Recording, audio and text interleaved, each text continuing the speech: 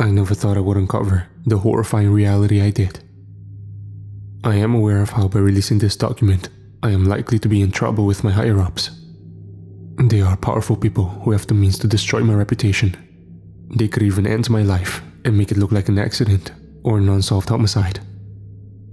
I don't care. Let them come after me. I have to get this information out to the public. I owe it to humanity. My exact title was Physical Oceanography Scientist. My station was at NASA headquarters for most of my career. My job duties consisted of reading information gathered from satellites. I also helped map the ocean and checked everything from sea levels to salinity. I became familiar with eyes glazing over when I described aspects of my way of making a living to my friends. Still, every so often, I would go out on a research vessel called the Pulver. Many in my profession would have been content in a room with stacks of photographs taken from space. I wanted to be out in the field. I volunteered to go wherever they asked. I was still young, unmarried and childless. Traveling was a welcome privilege of the job. I did not expect to go to an unnamed island that my colleagues have referred to as Death's Acreage. I could not predict what I would see next. My boss called me into his office. His name was Robert Barr. His professional dwelling was a clean area with a marble white desk. The entirety of the chamber was nothing but glass with NASA logos. On that particular day, something seemed off about his demeanor. I would soon find out what was bothering him. Would you be open to going to an island in the middle of the Pacific? I made eye contact with him and observed how tense he looked. His skin was paler than usual. I guess he had not slept the night before. He was twitchy. Of course, I said. I've always told you I will go anywhere you need me. Don't tell me what you think I want to hear, he said. He slammed his hand down on the desk. Workers walking by in the hallway peered inside after they heard his sudden outburst. I leaned back in my seat when the noise of his palm hitting the surface reverberated throughout the room. This is serious, he said as he wiped the sweat off his brow. This is not for NASA alone. It involves parts of the government that we usually do not collaborate with. Homeland Security to name one. This is not going to be within your comfort zone. You will receive a challenge with this one. If you come back with a positive mental attitude still intact, there will be a promotion. It's a huge pay bump, and it will secure your future here in a way that no other assignment can. Is it still in the Pulver? I asked. Yes, he said. May I ask what this entails, if it's outside of my typical tasks? You will know on arrival, but let me give you a few details. You will identify forms of sea life. You will study specific life forms found in and around this particular island. This bit of land in that archipelago has been completely guarded by the US military ever since the Cold War. You may not know this, but people in your position studied the dying phytoplankton. At the time, the paranoia towards the Soviets were so high, they theorized the Russians may have been killing sea life. Has anyone ever told you that before? No, I said. I did not know why he decided to share that with me at the time. Though I later learned on how he was inferring a warning. It was indirect, but I should have caught on still. A long pause settled between us. There will be non-disclosure agreements you will have to sign, he said. You must not tell anyone about anything you are about to see when you get there. This is true, whether it is mundane or from another world.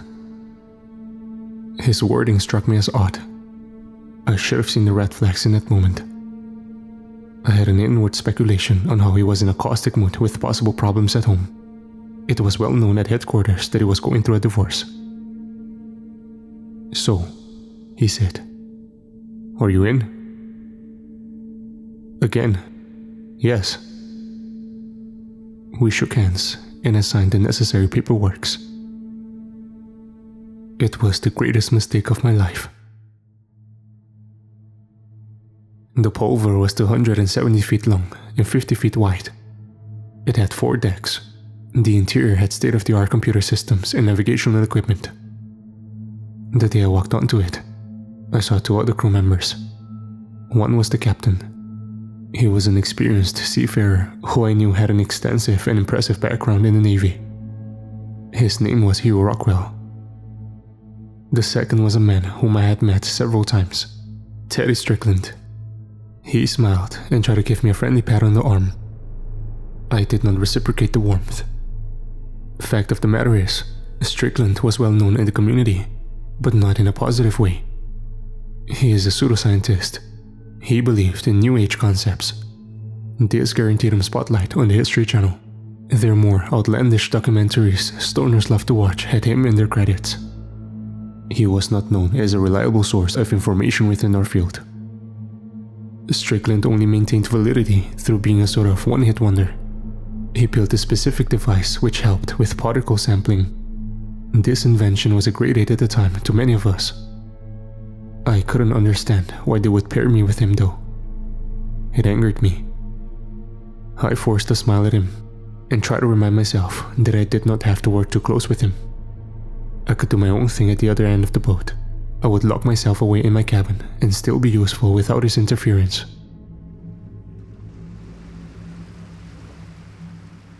As soon as we were out to sea, I walked onto one of the decks and rested my elbows on the railing. The shimmering luminescence of the water in the lowering sun left me awestruck. The lapping tides reminded me why I chose to make this my life's labor. You could have become a fisherman if you wanted to stare at the ocean all day, Strickland said. He had a wide grin and elbowed me in the side. We had not been away from the dock for more than an hour. I fantasized about throwing him overboard. I yearned to watch him drown as I pointed and laughed at his isolated and slow demise. "Come on inside," he said as he pointed towards the center cabin. "There are some pictures I have to show you. They wanted me to." I went into the space with reluctance.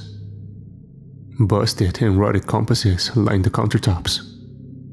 Situated on a table were a stack of papers. Upon closer inspection, I saw that they were black and white aerial photographs. What about this one strikes you as bizarre? When I held it up to the light, I saw the anomaly he had referenced. It was a picture of a shallow part of the ocean near the island. Yet, there was something beneath the water, near the shoreline. It was in the shape of a face. It had jagged teeth and eyes, which were triangular shaped. "Isn't that weird?" Strickland asked. "So it's some kind of demonic entity," I said. "Hippies have cloud spotting, where they see all kinds of different things. Some individuals see a million different items in the same Rorschach test. It doesn't mean anything without a trained psychologist to tell us about our psyches." "Sure," Strickland said. "I did not tell you what I saw though. It's the exact same thing." It was 4 long days of twiddling our thumbs and awaiting the arrival at our destination. The air grew colder, whereas I was expecting humidity based on the region we were in. This baffled me. Still, I didn't want to get lost in the muck of speculations on weather patterns in the age of global warming. The island came into sight. Its crescent shape was visible. Its many rosewood and wild lime trees dotted the landscape. It was comforting to see land again, even if I knew the elements would kill almost anyone if left unaided on it for too long. I looked down. There were copious amounts of yellowish algae. I had never seen kelp tinged with such a golden hue before. It had an unhealthy and almost radioactive appearance. I saw a large reef fish swim into the labyrinth of scum. What I saw next left me breathless. The yellow algae had come to life and wrapped itself around the fish. It was like the algae had a consciousness and was some kind of being with sharp tentacles. The fish transformed into a cloud of gore. The smell hit immediately. A wafting putrid viscera wafted towards me mixed with the brine. I pinched my nostrils and felt as though I was going to throw up.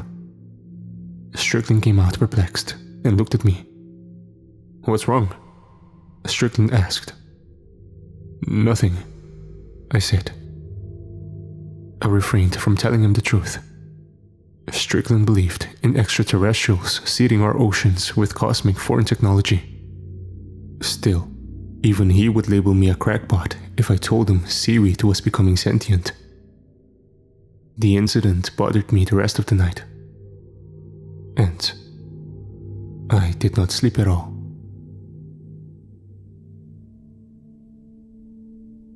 I crawled out of bed the next morning exhausted. I pulled back the blinds over my window and stared straight out at the island. Something about the way the trees swayed in the wind seemed to beckon me. I had a longing to be on its beaches, if only to walk on soil again.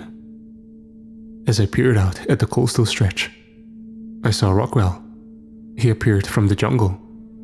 He had a semi-automatic rifle strapped to his back. He held a canteen in a wooden block. I reasoned it was a club or some kind of weapon.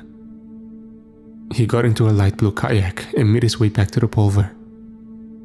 Once he was on board, I went up to meet him after I grabbed a cup of instant coffee. "Glance over the railing and tell me if you notice anything about the bottom of the vessel," Rockwell said. I did as he instructed, and noticed how the yellow algae was starting to swim upwards.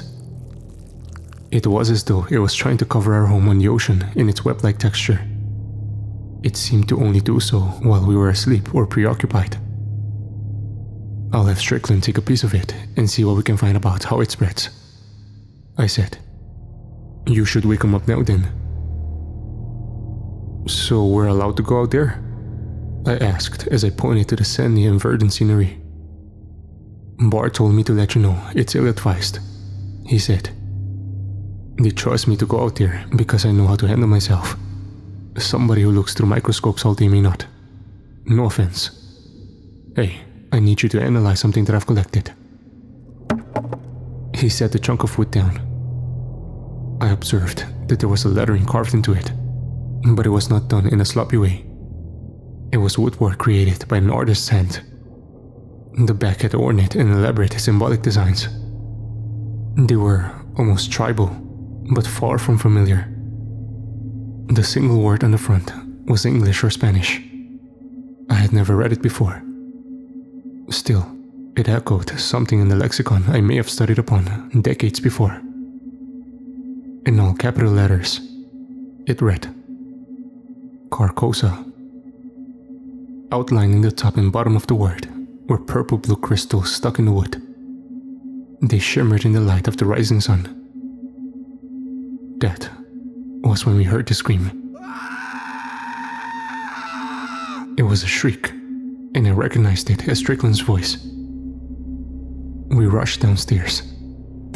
Rockwell kicked down the door after we found it locked. What I saw next will live in my memory forever. He was in his death throes. Strickland was still in his bed.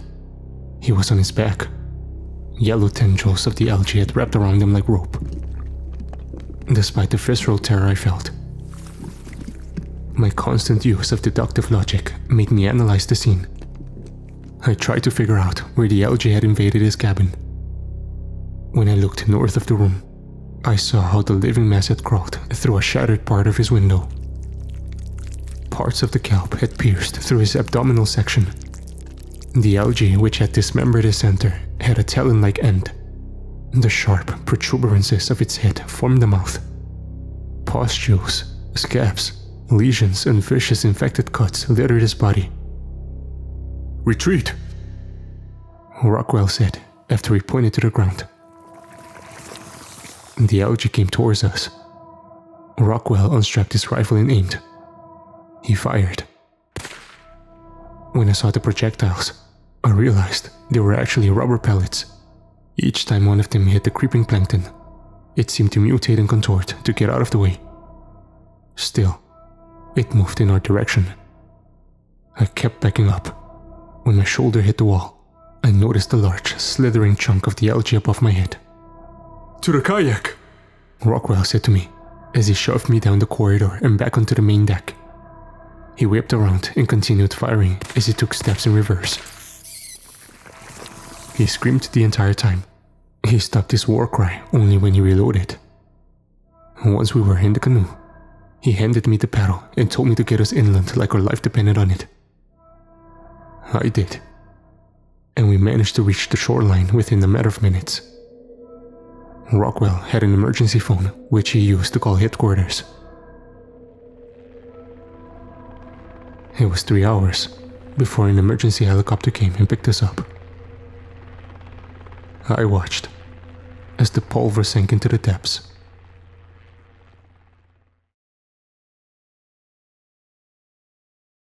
Once I got back home, I took a long shower and popped a few sleeping pills. I slept for 2 days straight. After I went back to work, I walked into Bar's office. I told him I wanted no part of the research project anymore. "You will get demoted," Bar said with a growl. "I'll take it," I said. Over the following 3 days, my career took a harder hit than what Bar had even prophesied. I left the company altogether. They did offer me what they described as a lateral transfer. In reality, it was a pen-pushing job in Ohio, which involved organizing Excel spreadsheets. I declined. To this day, I have no idea what actually murdered Strickland. I don't know what that thing was, or how to classify it. My mind has made several educated guesses. I have thought about everything from a bioweapon to a new strain of bacteria. It could have been a phenomena deep beneath the aquatic firmaments. I just hope it never travels beyond Death's Acreage.